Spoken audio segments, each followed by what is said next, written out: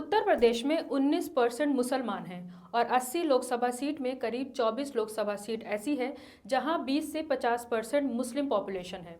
2014 के लोकसभा चुनाव में उन मुस्लिम बहुल सीटों पर जो सपा, बसपा और कांग्रेस का गढ़ माना जाता था, उन पर भी भाजपा को जीत मिली थी, क्योंकि यहां मुस्लिम वोट तीन पार्टियों में बंट गया था। लेकिन 2019 में जब समाजवादी पार्टी और बहुजन समाज पार्टी का अलायंस हुआ तो मुस्लिम वोट इकट्ठा हुआ और अलायंस को मिल गया। तब उन्हीं सीटों पर बसपा और सपा को जीत मिली, यानी सिर्फ मुस्लिम वोट्स के इकट्ठा होने की वजह से अलायंस को जीत मिली। लेकिन इसके बावजूद आखिर ऐसी क्या वजह है कि इन लोकसभा सीट्स पर मुस्लिम वोटर्स मेजॉरिटी में होने के बावजूद पॉलिटिकल पार्टियां या अब इंडिया अलायंस कह ले, ये मुस्लिम दावेदारों को टिकट नहीं दे रही हैं।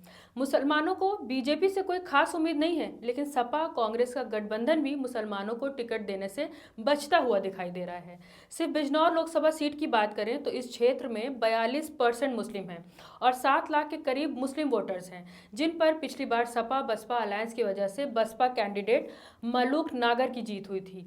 यानी 3 लाख एससी वोटर्स होने पर मालूक नागर को टिकट तो दे दिया गया, लेकिन 7 लाख मुस्लिम वोटर्स होने के बावजूद भी अगर किसी मुस्लिम को प्रत्याशी तक नहीं बनाया जाता तो साफ है कि मुसलमानों को जो पॉलिटिकल हिस्सेदारी मिलनी चाहिए वो भी उनसे छीनने की कोशिश की जा रही है। चर्चा हो रही है कि सपा पूर्व विधायक रुचि वीरा को बिजनौर से प्रत्याशी बनाया जा सकता है, लेकिन इस सीट पर अगर उनका राजनीतिक इतिहास देखें तो पता चलता है कि 2012, 2014, 2017 और 2022 में रुचि वीरा सपा और बसपा से विधानसभा लड़ी, लेकिन 2014 के उपचुनाव को छोड़कर सभी चुनाव हार गईं। वो अपनी बेटी को नगरपालिका तक का चुनाव नहीं जिता सकी। यानी रुचि वीरा को बिजनौर से चुनाव लड़ाने का मतलब ये है कि खुद अपने हाथ से ये सीट बीजेपी के खाते में डाल देना।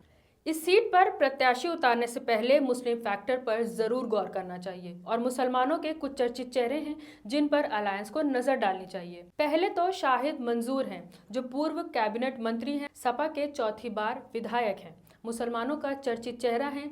पश्चिम उत्तर प्रदेश के इकलौते ऐसे नेता हैं जो तमाम जातियों और धर्मों के बीच अपनी अच्छी पकड़ रखते हैं।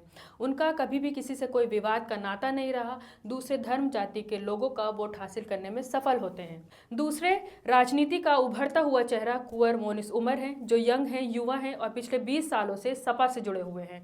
युवाओं के साथ मिलकर मुसलमानों के लिए आवाज उठाते हैं। तीसरे कादिर राणा हैं, जो पश्चिम उत्तर प्रदेश के कद्दावर नेता के रूप में जाने जाते हैं, MP, MLA, MLC रह चुके हैं।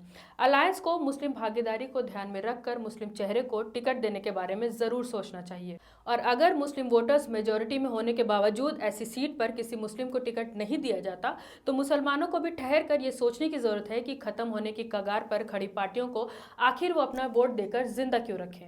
मैं हूं रूबा अंसारी और आप देख रहे थे मिल्लत टाइम्स। मुसलमानों को राजनीति में भागीदार न बनाकर सिर्फ वोट बैंक की तरह इस्तेमाल करने पर आपकी क्या राय है, हमें कमेंट करके ज़रूर बताएं।